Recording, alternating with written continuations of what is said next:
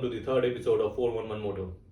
And let me begin this episode by stating the KTM 390 Adventure 2025 is an ugly motorcycle. It's a nasty motorcycle. I am making this statement, but we will come back to this later. The reason I made this statement is let's talk about looks. And in India, I mean, more than functionality, I think people are too much into looks, right? Looks or the design aspect of things. So, Definitely. before I start giving my opinion, tell me how important is it for you to, how important is it that a motorcycle or a car should look good for you at least? First of all, let's make it more generalized, make it a more generalized topic. Right. In India, we all know that during recent times, there is a huge surge in the price of motorcycle, be it a motorcycle or be it a car. And due to that, the very basic commuters who used to have a basic bike for daily commuting uh, started to pay more while they are buying a new bike. From their perspective, before they were not into so much into looks. Right. Like they used to take any bike that is going to serve their purpose without any further breakdown or something, and it was also within their reach or within a confined budget. Earlier, even I think designs or weren't that radical. I mean, if we go back, CT100 or let's say Splendor or Those are- Passion, those most of them actually look similar. I mean, not too radical, not too different. Now we have a huge variety of options. Now, what are these Yeah. competitions Yeah. among the companies? Yeah. Like for an example, say now if a person is going to get a 100 to 125 cc bike, he has to spend roughly around 1.15 lakhs. Yeah. Few years back, like I don't have to go down the years like in 2010 or something. Like in 2019 also, the prices were quite lower as compared to now. So at that point of time, there were rivals, and there will always be rivals among the because the brand, they used to promote their exceptional features on the bike, and for that reason they maintain that price. Right. In order to provide those features. Yeah.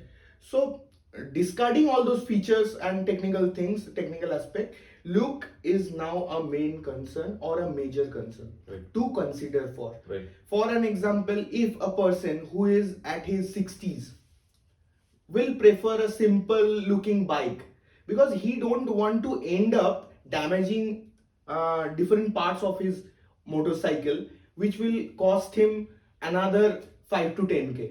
Because the cosmetics are a lot higher Yeah. in motorcycles that look much more radical, right? Previously it used to be somewhere around, because most of the bikes used to have a metal tank. Yeah. And if there is any dent, people used to just go and take the denting services provided by the different service centers or denting services. There are a lot in the city, in every city, I must say. So but now in present scenario, the whole picture is completely changed. One thing, if there is any damage on your tank, then you need to replace the whole tank cover. Right. Nowadays, people even have a misconception that the tank is made up of fiber itself. Okay. Very few people have a clear understanding that inside that metal housing or tank shroud or tank cover, there is another metal tank. Right. That it's just a upper shell, right? Yeah. The fiber material is just an upper shell given the shape. And underneath there's a metal tank. So anyway, I mean, we are going too much into technicalities. Like, for you, tell us that how important it is for you to have a motorcycle based on its looks. I mean, where does looks, fall in the hierarchy? purchasing a motorcycle by looks, purchasing a motorcycle by the price range, the engine capacity, the performance. So give us a hierarchy basically. So basically, uh, if you ask my preference, then my preference will be different for different genre of bikes. Right. First of all, and secondly, what matters to me the most is in which category the vehicle is falling. Okay. If you ask me that if I am going to take any bike, say below 150cc, then among all those three things that you have mentioned, I would always prefer a balanced equilibrium between these things, Okay. where the money will also matter, where the looks will also matter, where the performance of the engine or other aesthetical changes will matter to me. Right. And if you ask me to consider above 150, then the whole scenario will change, because in that part I will prefer more into performance rather than into looks. Right. Looks definitely matters to everyone, because one thing we often miss out on this looking aspect is that looks or the fabrications of those parts uh, is not just for the outer appearance only, because the whole aerodynamics of your bike depends on that look itself. The bike which is like a bit pointed in its front, it has the more capability to pass through the air quickly. Right. So some bikes also have a flat head. Okay. So it becomes much more difficult for them to swiftly pass through the air. So let's So, say when you purchase the definitely. Dominar Yeah. 250, I mean, obviously in terms of performance, the Dominar 250 has a very punchy performance. Along with that, it shared the space with the KTM Duke 250. Yeah. It also shares the space even now with the FZ 250, right? So what was the reason to get the Dominar? I mean, obviously there's a price difference. The Duke is A on the lot. higher side. A lot. I think the FZ is somewhere similar to FZ 25. It was Similar, I like guess. much little bit lesser, like 20. Lesser than Yeah, the Dominar. 20K, Okay, 20K then lesser than the Dominar. But in terms of let's say the performance, the power. If you go by the figures, then figure wise also the FZ25 is a little bit downtrodden, I believe, Yeah, right? So what was the reason to get the Dominar and not get the FZ? Let's say because the Duke was expensive, so we don't want to go to the So Duke. are you talking about from the design point of view? Yeah, that is what I want to know. Was it from a design point of view that the Dominar also looks a little bit? I don't know. Some would say the FZ looks better, Dominar would looks better. So It's a subjective thing. that controversy, Uh, that looking controversy is endless. That's it's yeah, never obviously. going to end. That's a subjective never thing. ending, yeah. You may like this, I may not like this element, right? Yeah. So it's the same thing. But you had a preference. Okay, the Dominar looks like this. I want to go for the Dominar because the Dominar is pretty hunky, and I think it has got a little bit longer wheelbase than the FZ. Definitely, Right? definitely. Because it's a In little fact, bit longer motorcycle, right? It's lengthy. Even Right. it's the wheelbase is longer than Yeah. KTM Duke 250. Duke, yeah, also. obviously. Duke 250 is It's a a very compact compact bike, motorcycle. yeah, So, definitely. so basically, you see, when I say design, because the Dominar has been portrayed as a sports tourer motorcycle, and because of that, I guess the wheelbase is a little bit longer to give it a more stability on the highways. Dominar is more of a power cruiser. Yeah, I mean power cruiser, sports Yes. tourer, different terms, same thing. That's the thing Right. that I will talk later on. Right. So about this genre of this motorcycle. But for now I am just saying this. Why I took Dominar. Okay. So if you ask me personally, I would say that the thing is that when it was launched Right. by in the year 2017, I guess. From that time, I had a crush on Dominar. So there at that point of time, I didn't have that much of capability to own one. So for that reason, what I did is I waited for like 3 to 4 years. Okay. Then when I was about to buy Dominar, by that time already the UG version was introduced. Right. So it was more aesthetically more improved. twin barrel exhaust was a major change.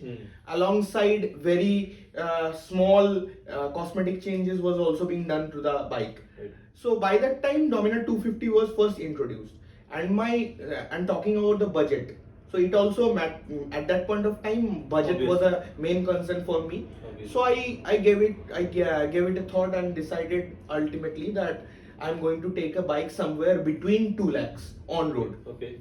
So the competitors of that bike, as you have said, FZ25 is there, and similarly on the other hand, there was another provision or option for me was to go for either Gixxer 250 Gixxer 250. or the Gixxer SF 250. Right. And one more bike was there, that is the Duke 250. Yeah. These four were the major competitors. Now talking about the things, Apache 200 was also there, which was considerable for me as well. But personally, I don't feel that I don't enjoy that punch provided by Apache, though it's a very good bike. So I personally don't like it. Right. So among all these four bikes, the Duke was discarded because of the price. Right. With that amount of price which I was about to pay for a Duke 250, I could easily get a Dominar 400 Right. with extra fittings of another 40k. Okay. So at that point in time, it didn't make any sense to me.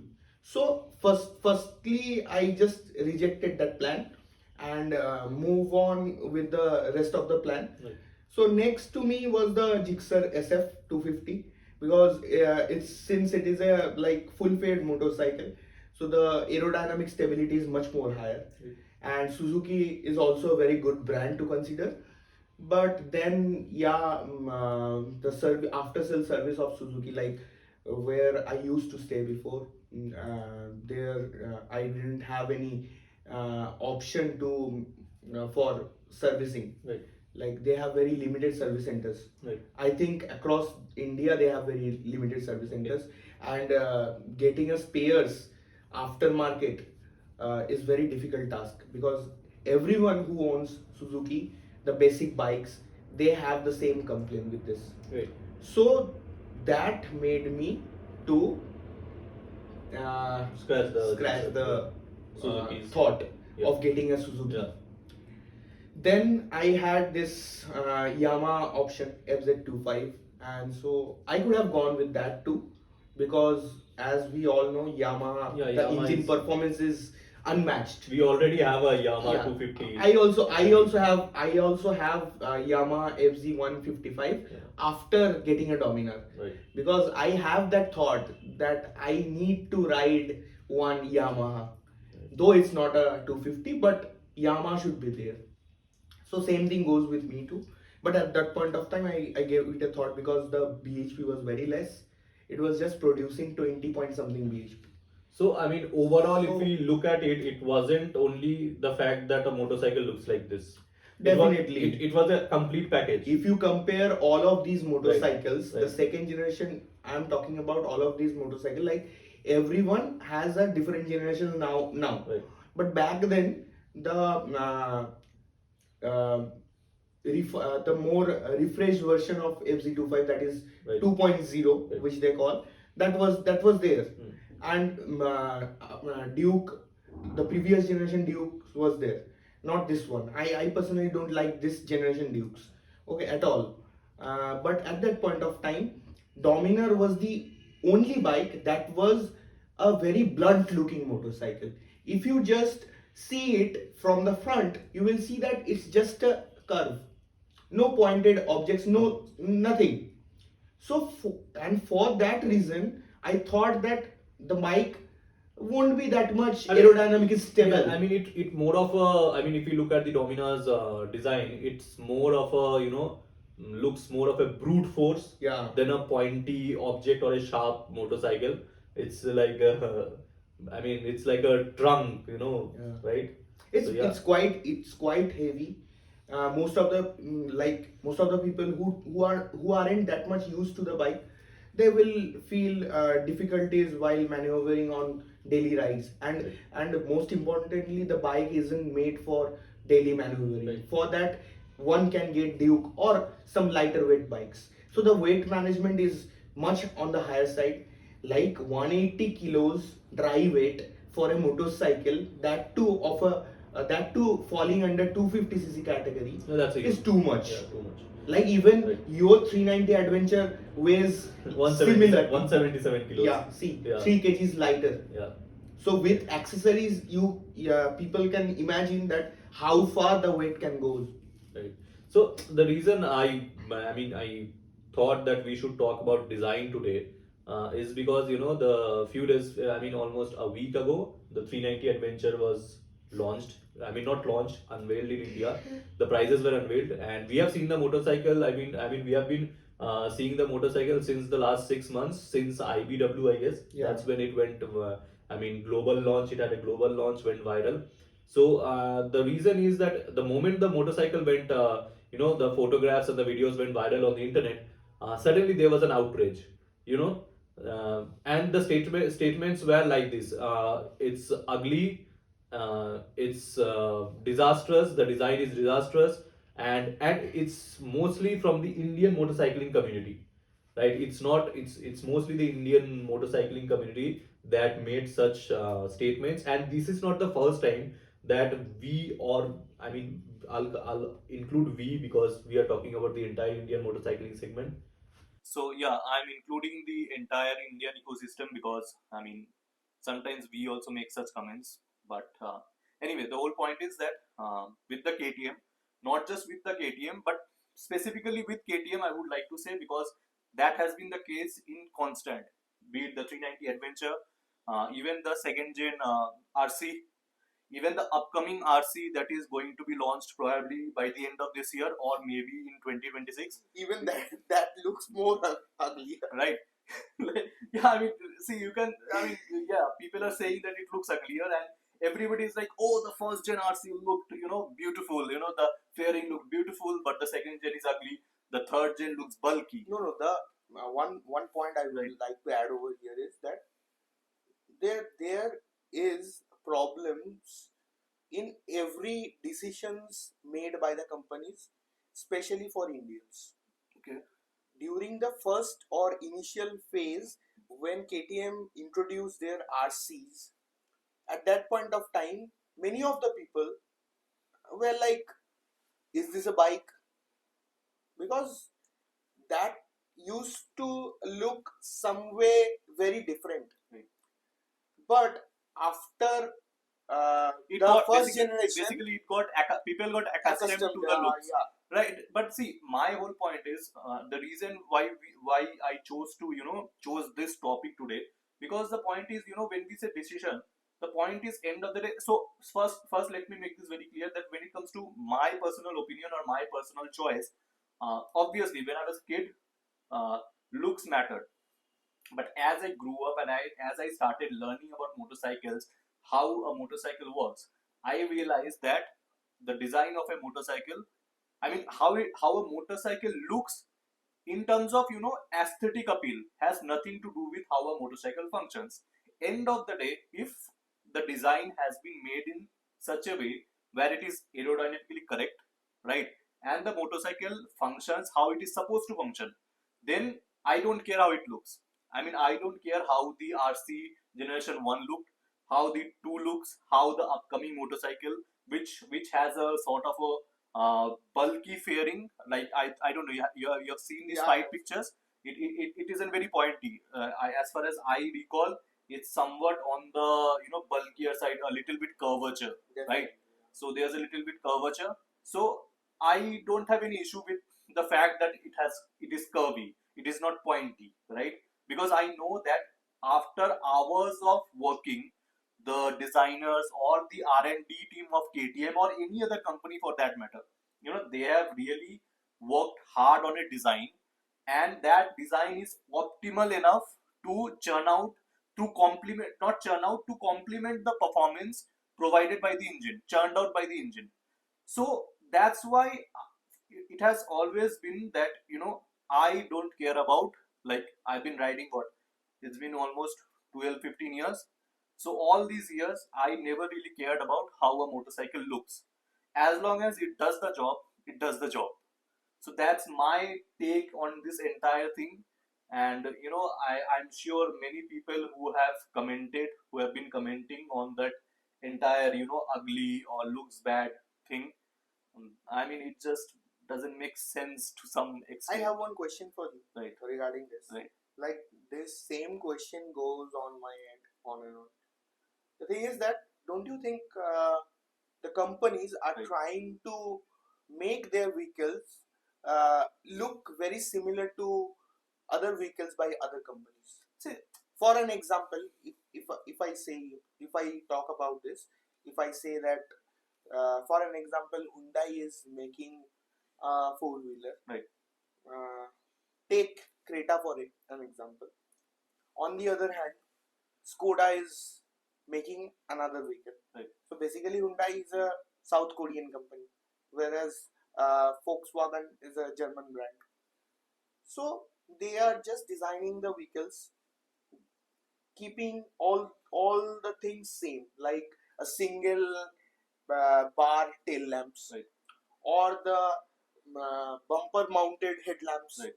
They are just removing fog lamps Right. nowadays. Right. I personally admit that these are the features that are necessary for Indian road conditions as well as road conditions in around the world.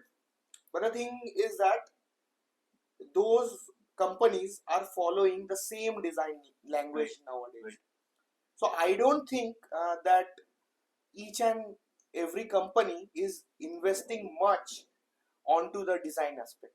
So see, They are just making a similar design. They are just flattening out everything. Right.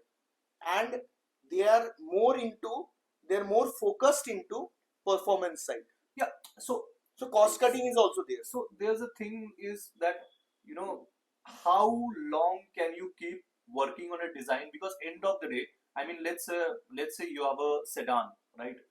I mean, there's a bonnet, then there's a roof line that goes to the rear, and then it comes down, and then you have the the Trunk. Yeah. right? I mean, the front bonnet, which is the engine bay basically, and at the rear you have the trunk. So what exactly? How much can you radicalize the design, right?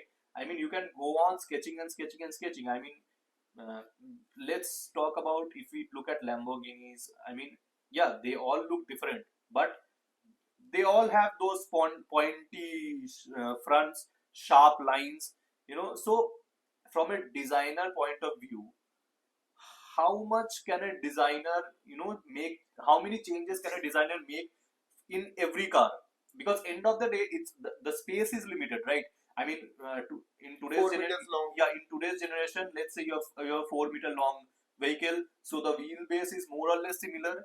The chassis and everything. I mean, the cabin space. I mean, the engine bay, axles. Though right? I admit this thing also. Yeah. But just think of the previous generation vehicles. Right. Like there was a time when Hyundai used to make Sonata and other vehicles, Right. which was a close competitor of Honda. Right. Like at that point of time, Accord was there. I guess you know, Yeah. and many other. Yeah, later on the Civics came, and But- so many different But cars. though the same brands used to have different fleets of different models, like Civic was there for Honda, City was there. All these vehicles were sedan. Right. On the similar hand, Hyundai used to have Sonata, Accent was there, and different vehicles. Same company can follow a same body language, but nowadays the vehicles of the same manufacturers do have a same design language, but cars from different manufacturers are also having the same design language. So what you are saying is absolutely correct, but the point is, if we go back, let's say the generation you are talking about, or before that, the point is back then we didn't have so many manufacturers fighting for a pie, for a piece of pie, and also we didn't have so many people trying to purchase a car. Nowadays, everybody is trying to purchase a car, whether they have the financial capability or not. You don't have the financial capability, you go to a showroom, you pay some 50,000, 1 lakh rupees, and then you have free to take away. Yeah, you keep paying EMIs. Yeah, Right? buying a car or motorcycle nowadays is just like buying sweets from a Yeah, sweet yeah. shop. So the thing is, the reason earlier the designs were so different because the manufacturers didn't need to cater to so many people, right? They used to design one car or two or three, and that was it.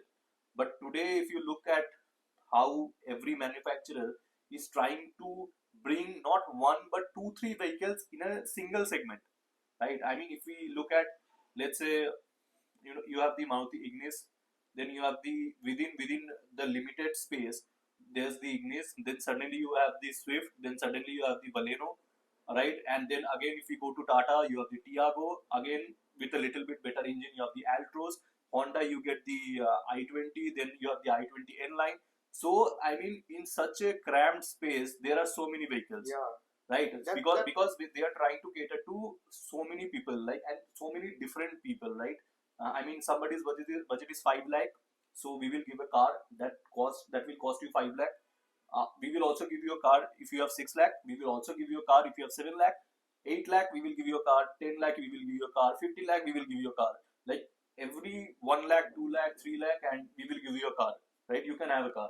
So that is the issue. I mean, like I said, if we have to now cater to so many people and we have to build so many different sort of cars, how how can we expect a Sorry. designer how can Yeah. we expect a designer to stretch himself and give us something completely out of the box? They are all going to look the same. So that's why, I mean, like I said, it's my personal opinion. one thing I would Yeah. like to add is that if we talk about Hindustan Motors, Right. uh, around 2005 they stopped manufacturing Yeah. ambassadors. So the main or the key reason behind this, what I think, I'm going to share this. They were the most safety concerned. They were more into safety concerns. So by that time, other players were not that much capable of making a 5-star rated cars. Nowadays, global NCAP is much more on the limelight. But at that point of time, it was there. But people used to rely on Hindustan Motors for their safety. So at that point of time, ambassador used to cost somewhere around 6 to 7 lakhs with the AC. Okay, so nowadays even a basic model car also have a AC, but that point of time it was a luxury. So people used to spend few lakhs to get a AC for their car. So I think that they were so much delved into the safety aspects that they have completely ignored the performance as well as the design aspect. Right. So people started to think that if they're going to invest 6 to 7 lakhs on a vehicle, though it was a made in India product, but still, if I was there at that point of time, I also like for safety I won't have paid 6 to 7 lakhs. Instead, I would have gone for different options that would have offered me a better designed vehicle with a better performance aspect, as well as safety is also a concern for every country. But 5-star is beyond reach when you are getting a vehicle that is somewhere around 6 to 7 lakhs. Right. So Right. they didn't changed their way, and that's the main reason for shutting down the company. Yeah. Same thing is applicable for Royal Enfield too. Right. I hope you will remember those days in 2000, around 2010. Yeah, they went backrupt and the production was Yeah. done. Why They- bankrupt? Yeah. Can you just explain? Yeah, there was no innovation, nothing, right? Yeah. Same thing. What was that? What was that? The first motorcycle that they launched in, I think, 2011 or 12. What was the platform called? 500. That was a 500, right? What? That was the 500. They just launched classics, those classic 350 and classic 500 in 2012. Yeah, I don't remember the. That 2 years leap. Yeah, I can't recall the platform name. I also can't recall. Anyway, Yeah, so- anyway, the thing I is mean, that main thing is there that was no innovation, but then we know how Siddharth Lal, turned things around. But We know yeah. the story, and people who are Royal Enfield fans or people who are into automobile industry, they will definitely they understand know how this thing. Siddharth Lal, turned this entire game for Royal Enfield. No, the main thing is that before 2010, the brakes and gears were on the opposite side. More people was not used to that particular thing. Right. Though they were fond of getting a Yeah. Royal Enfield, there were no self-starter or something. Okay. Right. By that time, even a 100cc motorcycle used to have a self-starter.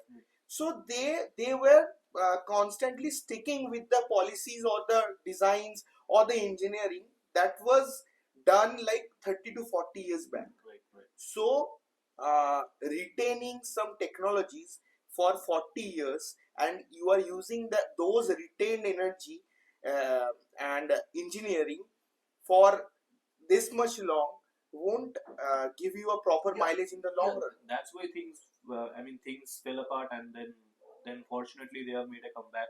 And now and the good thing is they have retained the design language. I mean the classic, the retro design language. Even the Himalayan, it's a Himalayan. I mean it's an adventure motorcycle, but they have they have managed to put a round headlight onto that, and it looks good. So yeah, I mean, end of the day, I think One more thing I would like to add. I'm just keeping on adding things over here. Right.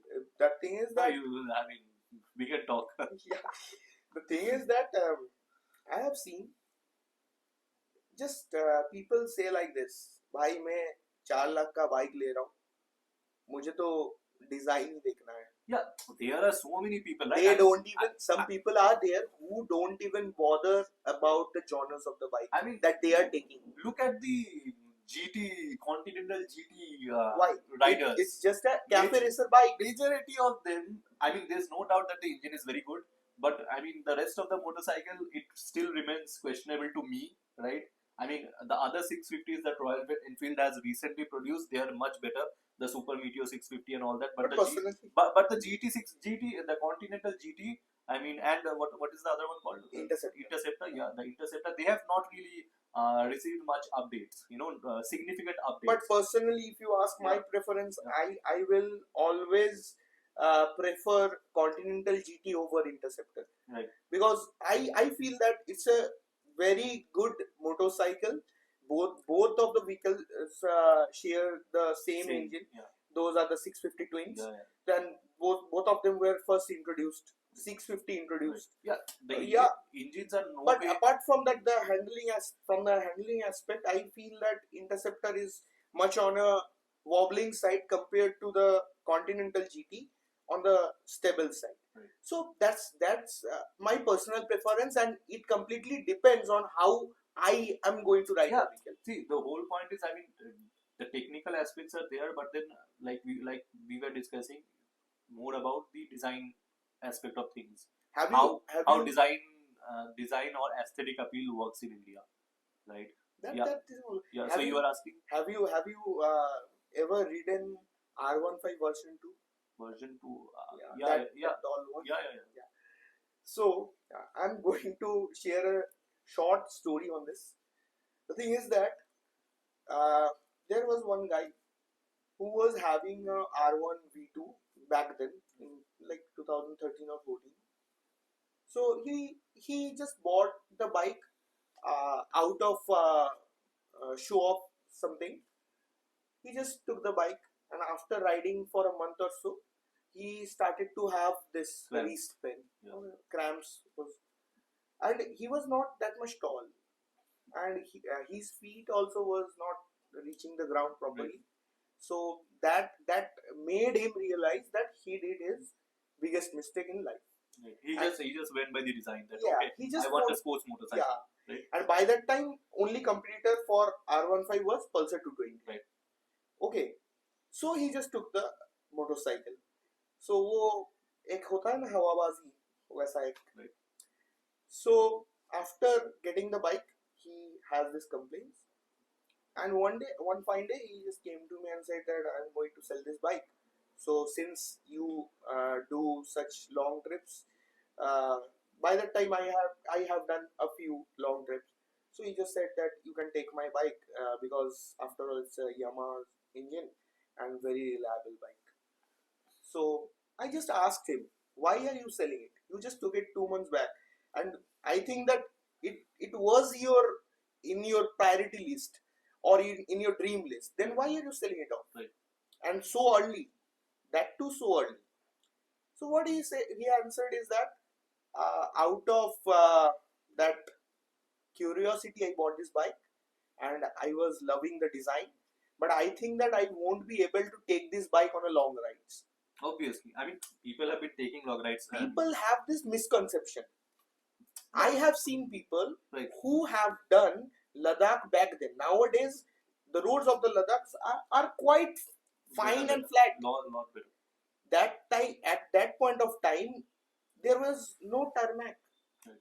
I have seen people taking their R15 V2 from Kolkata to Ladakh and back. Yeah, see, that is always going to be there. I mean, end of the day, we have always said this, that the motorcycle doesn't matter. If you want to do it, you will do it on any motorcycle. And we have seen scooters reaching Ladakh, right? We have seen people. That's what I am trying to yeah, say. People do Yeah. it. So when we say design, we are trying to say how a motorcycle looks and not how, let's say, how an R15 is a sports motorcycle, so it has a sporty riding ergo. But we are not talking about the riding ergo. We are talking sheerly about the design. How design is important to majority of Indians, I would say. There are so many people who have gone gaga about the TVS Raider. Like in 125cc, are like, bro, I want the Raider. It looks like, the yellow color. It looks like Bumblebee from Transformers. So I want that. So that's the thing. I mean, I have a friend who recently bought a TVS Ronin, and he wanted to buy a TVS Ronin because he wanted a motorcycle that looked retro, That old school. yeah, Yeah. with a round headlight. And the Hunter wasn't an option because the Hunter was a little bit on the expensive side. Plus, because he's a new rider, the Ronin is his first motorcycle. He wanted something that's light, so he went for the Ronin. I mean, I tried to persuade him not to get the Ronin and to get so many other motorcycles that are far better in that price range, in that CC segment, but he just didn't. So, For him, design matters. yeah, the for most. him, no matter what I said, for him, design was the only thing that mattered the most. So he went for it. So that's the thing. I mean, even today, design really matters to a lot of people. From what I am, Yeah, definitely. Now you will say that we have started with this design aspect or the thing, but I have shifted. I hope you all have noticed that I have shifted to a different part. Now, some of them will question me that why from the design aspect you have just moved to this. The thing is that we Indians always correlate things. Right. We don't completely rely on particular one point, or we don't stick to a particular point. So if we are talking about designs, we need to consider other aspects too. Right. So for that purpose, I just elaborated Yeah. few of the things. That's cool. Yeah. Obviously, I mean, if we talk about design, then we will slowly have to go to the technicalities. But anyway, the whole bottom line is, I mean, design is important. I mean, design is important to a point where design is your first priority. Should design be your first priority? No. No, right? No. So A big yeah. no. So the bottom line is design of a motorcycle. It's okay if you love a motorcycle or love a car. How a motorcycle looks, how a car looks. But then we firmly believe design should not be your priority, or even the color of a vehicle should not be your priority. I do. Right?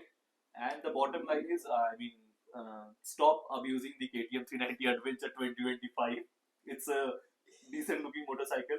I mean, to me, it looks brilliant. It looks, it gives a statement that it is here to go on an adventure. It's a purpose driven. It shows that it is meant for a purpose. So stop abusing all other KTM motorcycles that are supposed to come. Or for a matter of fact, don't abuse any motorcycle or any car.